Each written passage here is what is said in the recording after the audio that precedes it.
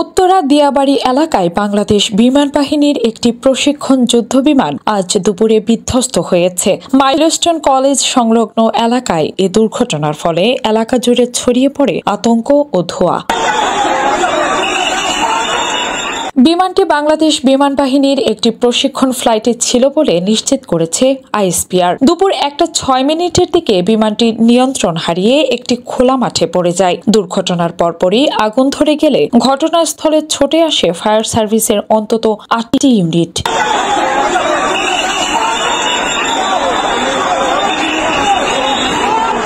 তারা আগুন নিয়ন্ত্রণে আনে এবং পাইলট সহ আহতদের উদ্ধার করে। স্থানীয়রা জানায়, হঠাৎ প্রচণ্ড শব্দে কেঁপে ওঠে এলাকা। তারা আগুন ও ধোঁয়া উঠতে দেখে দ্রুত পুলিশ ও দমকল বাহিনীকে খবর দেয়।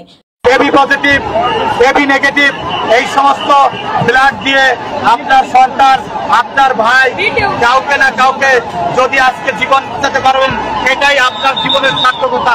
ঘটনাস্থলে আইন শৃঙ্খলা বাহিনী উপস্থিত হয়ে জনসাধারণকে নিরাপদ দূরত্বে সরিয়ে দেয়। বিমান বাহিনীর পক্ষ থেকে জানানো হয়েছে, দুর্ঘটনার কারণ অনুসন্ধানে একটি তদন্ত কমিটি গঠন করা হয়েছে। বিমান বাহিনীর এই ধরনের প্রশিক্ষণ ফ্লাইট নিয়মিত পরিচালিত হয়। আজকের দুর্ঘটনাটি প্রশিক্ষণ চলাকালীন সময়েই ঘটে।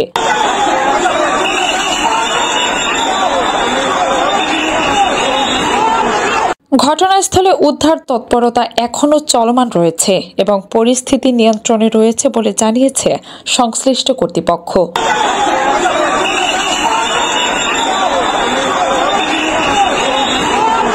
কাজী উপমা মিম, নিউজ ডেস্ক, দিগন্ত টিভি।